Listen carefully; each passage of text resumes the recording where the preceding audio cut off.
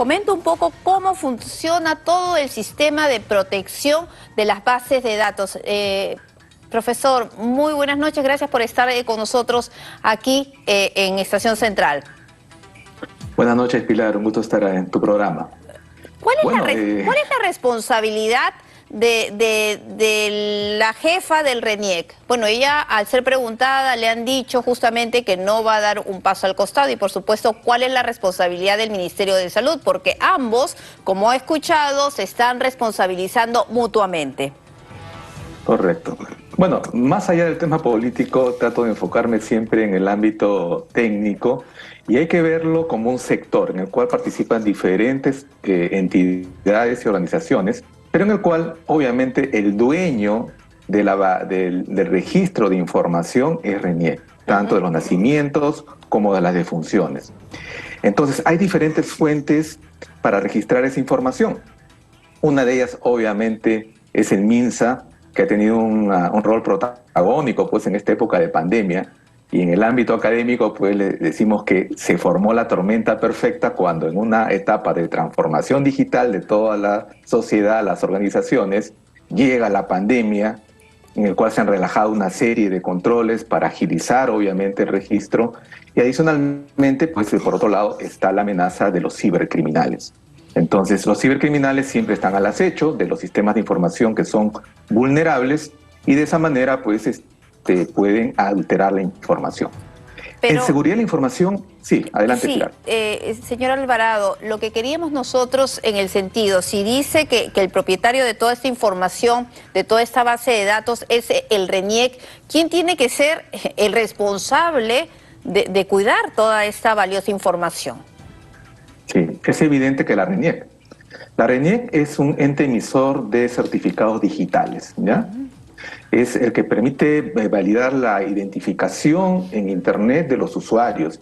Y esos certificados se les otorga a todas las entidades y entiendo que también al MINSA. Eso significa que los médicos que van a certificar una defunción tienen que firmar digitalmente con su firma digital la validez de esta defunción. Esto va a su vez a la RENIEC, quien obviamente debería validarlo antes de emitir el acta de defunción. Entiendo que por pandemia... No hacerlo de manera automática, como aparentemente se ha estado haciendo, porque eso es lo que entendí de la conferencia de prensa de justamente la señora Velarde, ¿no? Como que recibían la información del MINSA y automáticamente se digitalizaba en el sistema y prácticamente no había ningún tipo de control.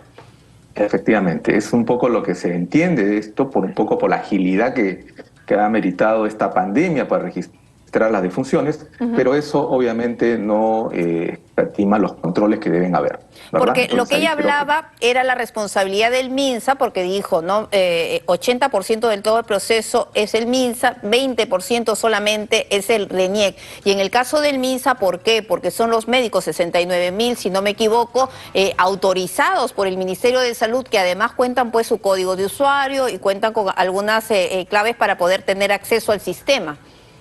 Correcto. Digamos que en teoría cada médico tiene un usuario, una clave y entiendo un certificado digital. Estoy seguro de que no todos lo usan. De algunas noticias que se han desprendido, solamente con un DNI prácticamente han estado confirmando, digamos, la validez del certificado, con lo cual se hace muy vulnerable. Claro. O sea, como nuevamente el sector, digamos, el dueño de este proceso de registro de nacimientos y defunciones es la RENIEC, eso creo que queda claro.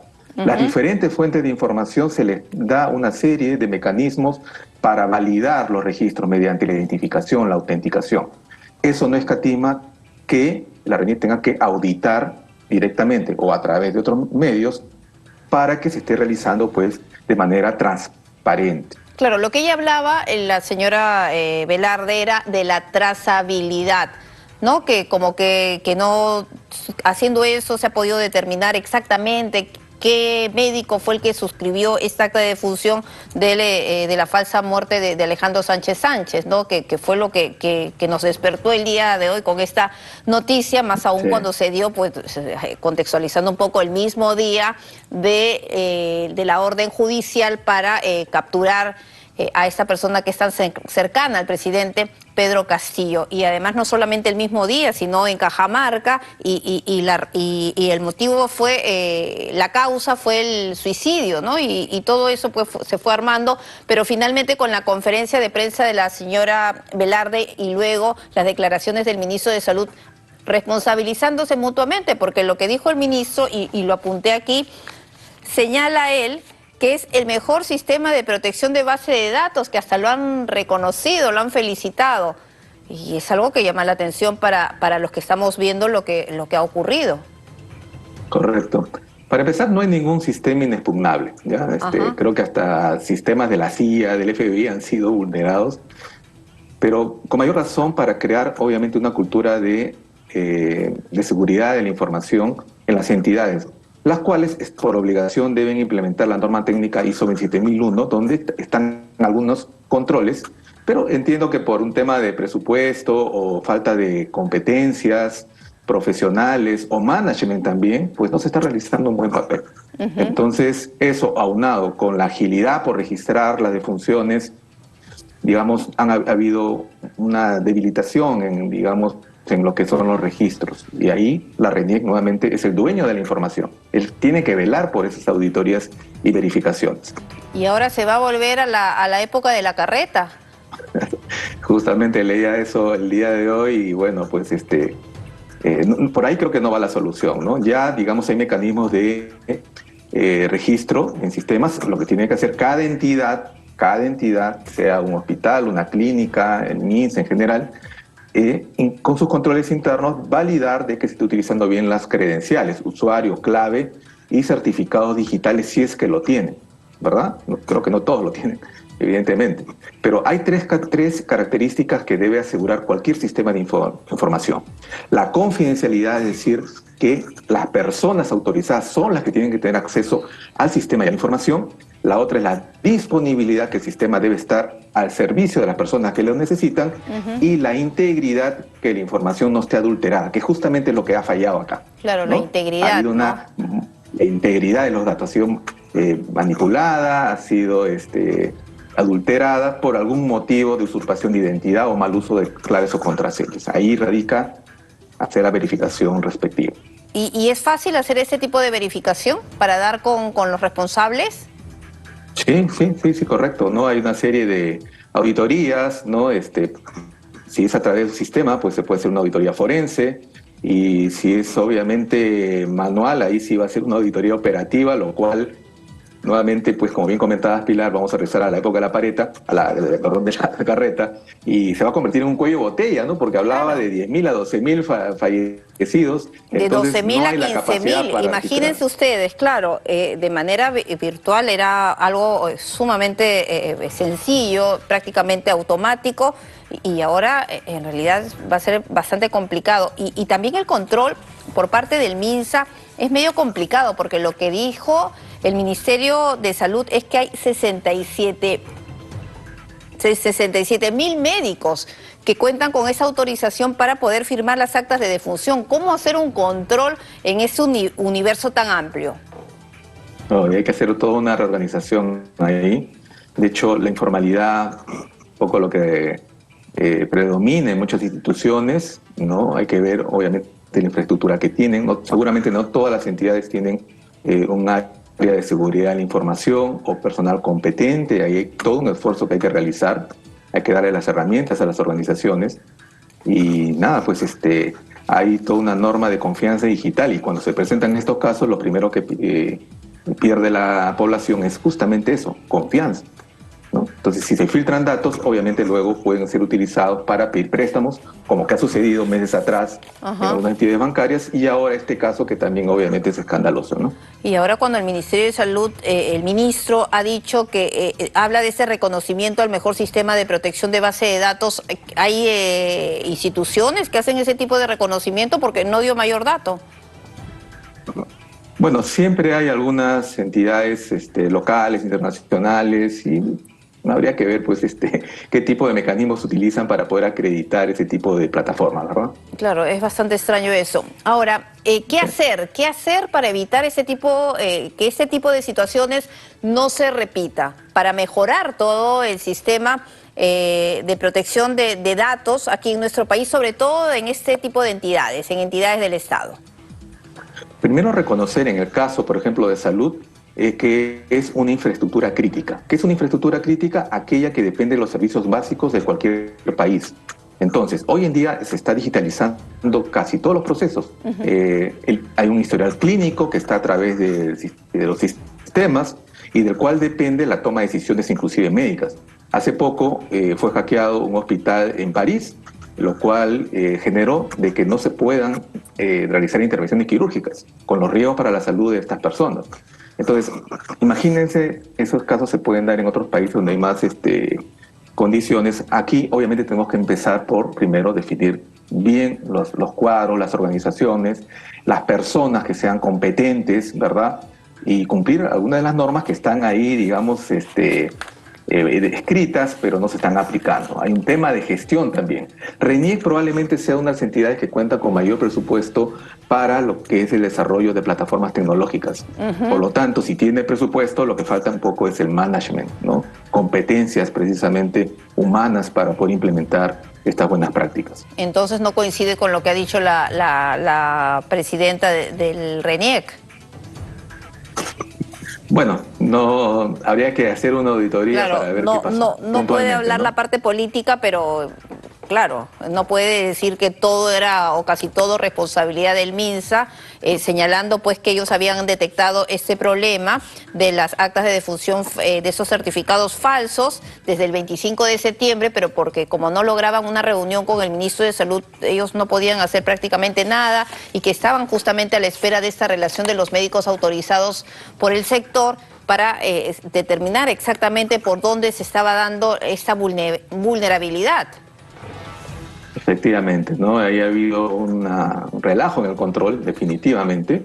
Nuevamente la información, digamos, es validada por la RENIEC, tanto nacimientos como es el dueño del proceso. Así es. Entonces, por más que, digamos, haya diferentes entidades que son las que registran, pues tiene que tomar algún mecanismo de validación, de verificación. Claro, y eso no lo ha hecho, a cargo. Y eso no lo ha dado a entender para nada la presidenta del RENIEC. Le hablaba sobre qué otras acciones se pueden tomar a nivel de las diferentes entidades del Estado, porque bueno, hace poco dábamos cuenta de ese hackeo que hubo en el ejército, ¿no? De este ataque cibernético.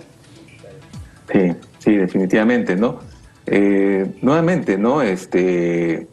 Hay un tema en el ejército, hay un tema de ciberdefensa, ya no solo ciberseguridad, ciberdefensa, es decir, custodiar las infraestructuras críticas, ¿no? Las áreas vulnerables de cualquier país. En ciberseguridad ya está el tema de organizaciones, datos y el tema comercial, la sociedad en general. Pero se puede presentar en cualquier sector. Lo importante es comenzar a concientizar a toda la sociedad sobre que la tecnología es un aliado, pero también presenta muchos riesgos, ¿no? Hoy ya estamos entrando al comercio electrónico, estamos entrando a las redes sociales, entonces a veces compartimos información muy sensible y eso hay que trabajar mucho desde el colegio, creo, universidades y en todas las organizaciones.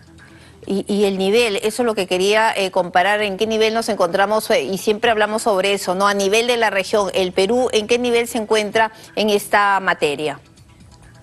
Hay estadísticas relacionadas primero a la cantidad de ciberataques. Ciberataques se pueden validar fácilmente porque hay una serie de agencias que están en Internet que identifican de dónde provienen los ataques y Perú probablemente sea entre el primero o el segundo país más ciberatacado en la región, ¿no? ¿Y eso por qué? ¿Porque no tenemos un buen sistema de protección o a qué se debe? Hay diferentes países que, digamos, tienen mucho desarrollo en lo que es la generación de malwares, que es un virus, ¿no? Que busca precisamente infectar las redes de información de las organizaciones por diferentes motivos, ¿no? Datos sensibles, ciberespionaje, etcétera. Y muchos de estos malwares provienen de robots, ¿no? de inteligencia artificial, ¿no? La inteligencia artificial no solamente está orientado pues a sistemas de índole positivo, sino también para el cibercrimen. Claro, eso es lo que normalmente informamos, ¿no? Entonces, asignan una máquina y a partir de ahí comienzan a enviar una serie de escaneos de puertos, es decir, estoy viendo en qué red está vulnerable y si encuentro una puerta abierta, entro ahí, Ajá. ¿no? Entonces, eso se da Aquí en el Perú he constantemente, es encontrado algo varias puertas abiertas. totalmente, ¿no? Totalmente. Y sobre todo cuando hay un tema político, mayor aún todavía, ¿no? O sea, Ujú. los hackers comienzan a ponerle la dirección pues a una entidad que está cuestionada. Entonces, es parte de las estrategias digamos, de identificación y repeler estos ciberataques, ¿no? Claro, y me ponía a pensar, ¿no? Por todo este problema que ha habido en la transición de este gobierno, con la falta de idoneidad y en la contratación de personal en los ministerios, me pongo a pensar si es que ha habido problemas pues con los pasaportes, ha habido problemas con las licencias de conducir, se han caído 3 procesos de licitación de la URIA. ¿Cómo estará pues el tema de la ciberseguridad, sobre todo tratándose de personas que tiene que ser mayor capacitada, especializada? ¿Cómo se encontrarán pues en los diferentes entidades este sector? Has tocado un tema de fondo realmente, ¿no? Creo que en los últimos meses, años, pues este tipo de situaciones se ven más por un tema político, ¿no? Se ha habilitado las organizaciones y eso resta con confianza y obviamente eficacia, ¿no? Las organizaciones deben ser apolíticas y cumplir con su labor, ¿no? Brindar información totalmente objetiva, transparente, veraz, que le dé confianza a la ciudadanía. Entonces, en este caso, tenemos que reorganizar, como comenté en un inicio, y dar, digamos, cabida a personal competente, capacitarlos, hacer convenios. Todo el tema de ciberseguridad pasa por un intercambio de conocimientos, no solamente entre empresas, organizaciones, la academia, sino entre países, ¿no?